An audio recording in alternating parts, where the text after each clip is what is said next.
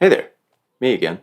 About a month ago, Birgit from Lomography sent me out a test roll of their new color negative film, LomoChrome Color 92. So, um, here we are a month later, and I just finished the roll because it's been really, really humid outside, and every time I took my cameras out, both video cameras and film cameras, the lenses would fog up, my viewfinders would fog up, and it was just annoying to shoot all around. So, I'm a little bit late on this video, but finally got it done. So, let's check out the photos that I got with this brand new film. So, Lomography hooked me up with one 36 exposure roll of LomoChrome Color 92, which wasn't in the final packaging. They also sent along a metal sticker with an adhesive back to commemorate Lomography's 30th anniversary. And finally, a letter from Birgit. Thanks, Birgit. I started my test by bringing my camera on a series of bike rides to see what I could find. I know cars with car covers are one of those film cliches, but the way this one was draped over this Mustang was too interesting to pass up.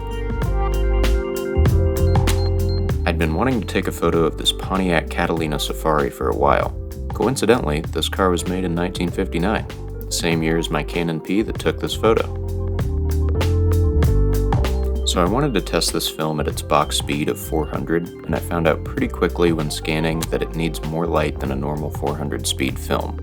Here's the same scene taken on Ultramax. Different time of day, but both shot at 400 and metered for the shadows. It's also worth noting that this is the 20th roll of film I developed with this batch of chemicals, so they might have been a little exhausted at this point. Some of the images turned out much better though, so who really knows? My next bike ride took me to a cemetery where my photo results looked much more normal.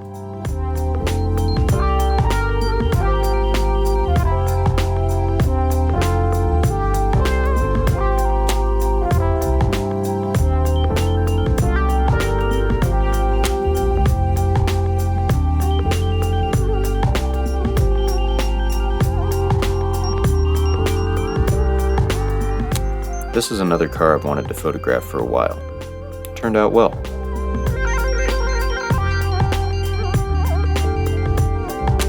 I take lots of car photos. Hopefully you're into that sort of thing.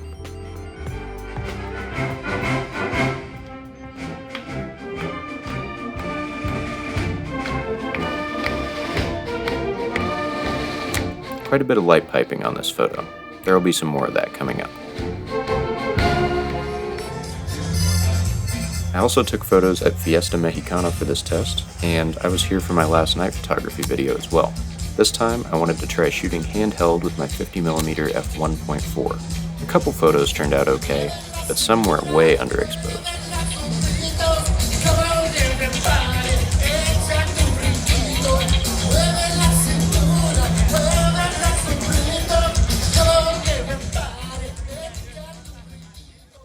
The best photos of the roll were from an evening photo walk in Kansas City with my friends John and Gio.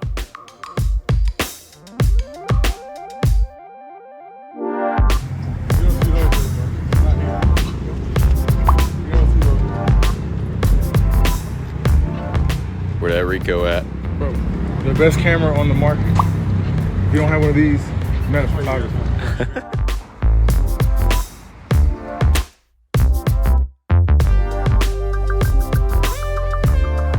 I really like how this image turned out. It's cool how the bottom half of the frame is really dark and the top half is much brighter, and the motorcyclist is right on the line between light and dark. The heavy grain of this film really works here too, in my opinion.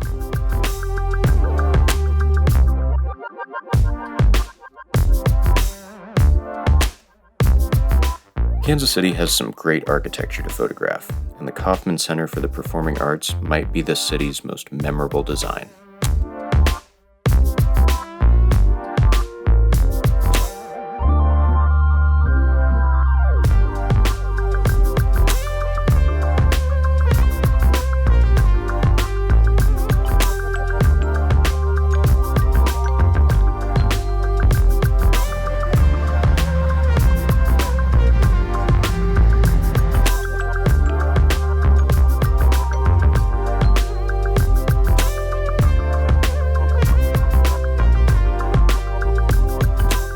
This photo is easily my favorite of the roll. Town Topic Hamburgers is such a cool setting, and the sign looks so cool against the fading light in the sky.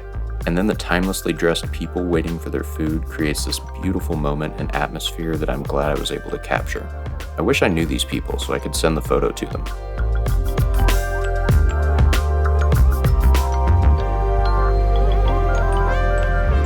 Gio's over there. John's over there.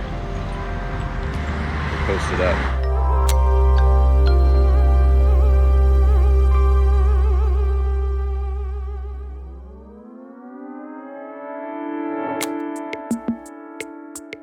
Other than some light piping, which is to be expected from pre-production rolls of film, and some underexposed images, I'm pretty happy with the photos I got in Kansas City that evening.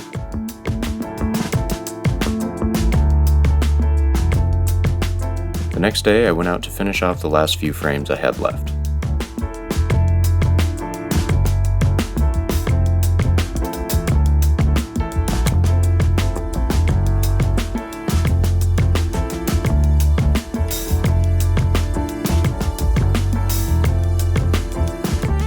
Finished off the roll at this abandoned hotel.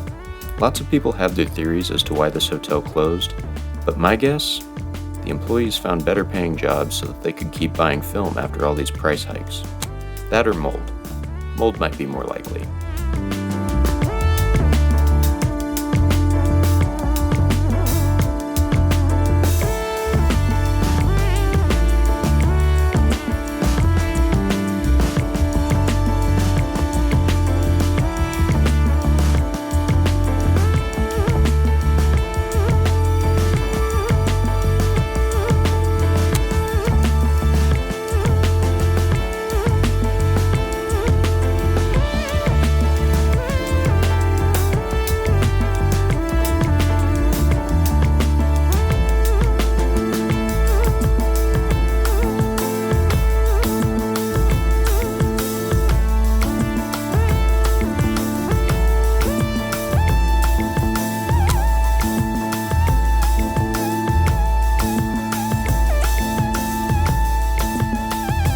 So I hope you guys enjoyed that little video I put together, as well as some of the photos I got testing LomoChrome Color 92. It's really cool that Lomography is able to put out new C41 color negative films, especially at this time when Fuji seems like they're getting ready to discontinue their film production entirely. So it's really nice that they can fill the void a little bit and fill it with a film that is way different than Kodak stocks. It's much grainier, much cooler.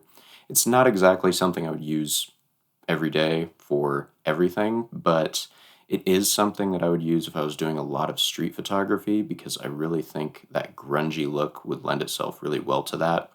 And if I wanted to shoot color negative film on cloudy days, I think this would probably be my go-to as well. So if you guys are wanting to try this film out for yourself, I would definitely recommend that you shoot it at 200 ISO, maybe even 100 ISO to give it more light, because it seemed like it definitely needed way more light than I was giving it during this test. So I hope you guys get a chance to try this film out, and I'll see you in the next one. Bye now.